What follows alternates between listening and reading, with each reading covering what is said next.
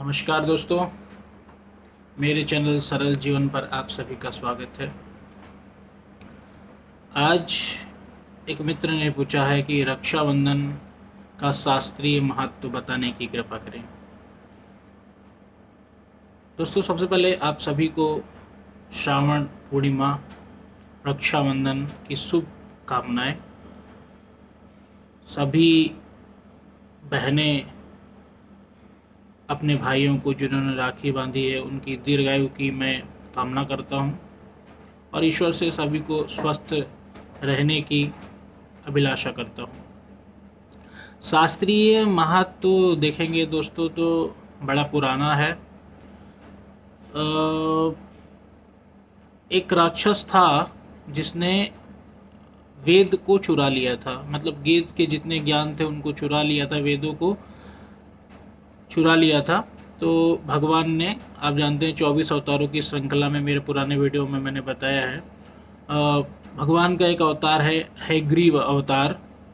तो उनका मुख घोड़े का था और शरीर जो था वो मानव का था।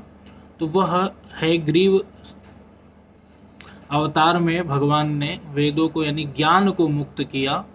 तो वहाँ से मुक्त करने के बाद उन्होंने वापस ब्रह्मा जी को दिया, तो ताकि सृष्टि का में जो धर्म की व्यवस्था थी, सनातनी व्यवस्था थी, वो चल सके और जो तो काम आपके फंस गए थे वो सारे वापस से शुरू हो सके। इसी के लिए भगवान ने उतार लिया था। तो एक कथा तो ये है दोस्तों इससे संबंधित, जो तो इसीलिए आप देखे होंगे कि सारे ब्राह्मण जितने भी शासक हुआ करते थे उस समय के, राजपूत राजा थे या फिर जितने भी थे, उनको सबसे पहले आकर के रक्षा सूत्र बांधते थे और सूत्र बांधते समय वह पढ़ते थे, एन बद्धो बलि राजा दानवेंद्रो महाबलः तेन त्वाम मनोबुद्ध्यामि रक्षमाचलम माचलः। मतलब मैं आपको उसी रक्षा सूत्र से बांधता हूँ जिससे हमारी सभी की रक्षा हो सके। दानवेंद्र बलि का भी इसमें नाम आता है। तो वह एक कहीं ना कहीं रक्षा के लिए यह परंपरा शुरू हुई कि उनका वापस ज्ञान वेद चोरी ना हो और या फिर वह किसी गलत व्यक्ति के हाथ में न लगे। यह परंपरा बहुत दिनों से चली आ रही थी। भाई बहन के त्यौहार के रूप में दोस्तों यह डेवलप हो गया मतलब ये अपना मुग़ल काल के बाद से, क्योंकि बहुत सारा अत्याचार उस समय होता था।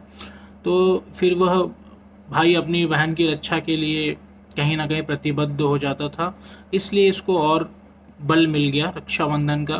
दूसरा एक और वर्णन मिलता है कि जब इंद्र बहुत परेशान थे तो उनकी जो पत्नी है सची, वह भगवान विष्णु के पास पहुंची और उन्होंने कहा कि मेरे पति की रक्षा कीजिए। तो भगवान ने एक रक्षा सूत्र निकाल करके दिया, वही रक्षा सूत्र देवगुरु बृहस्पति ने इंद्र को बांधा। तो यह श्रावण पूर्णिमा के दिन ही हुए थे। इसके अलावा दोस्तों और भी एक है कि श्रावण पूर्णिमा के दिन ही भगवान ने द्रौपदी के चिरहरण को भी रोका था। तो वह भी एक भाई बहन के रिश्ते का एक मतलब आप कह सकते हैं आधार था। तो वहाँ से यह त्यौहार चला आ रहा है, एक पर्व के रूप में इसको हम मनाते हैं, जो बहुत ही सुंदर है क्योंकि श्रावणी पूर्णिमा एक बड़ी पूर्णिमा है और इस दिन पृथ्वी पर मिलने वाले आपकी जितनी भी एनर्जी हैं, भगवान है ग्रीव का अवतार होने के कारण जितनी भी आपके बुद्धिजनक कार्य हैं, बुद्धि की एनर्जी बहुत ही तेज हो जाती है। तो इस दिन भगवान की पूजा करने से, हैगिर रूप के भगवान की पूजा करने से आपके बुद्धि की विकास बहुत अधिक मात्रा में होगा और इसको अच्छे से मनाना चाहिए। और सभी बहनें अपने भाइयों को राखी बांधती हैं, वो तो एक परंपरा चली ही आ रही है, उसमें तो कुछ ज़्यादा मुझे बताने की ज़रूरत नहीं है। शास्त्रीय आधार वो जानना चाहते तो शास्त्रों में ऐसे ऐसे वर्णन मिलते हैं, भविष्य पुराण में भी इसका वर्णन मिलता है। इसके अलावा एक जगह पे ये भी है कि एक हैग्रीव नाम का ही राक्षस था जिसको पार्वती जी ने वरदान दे दिया था। तो उसके बाद से एक दिन भगवान विष्णु मुस्कुरा रहे थे क्योंकि उनको उसका वध करना था।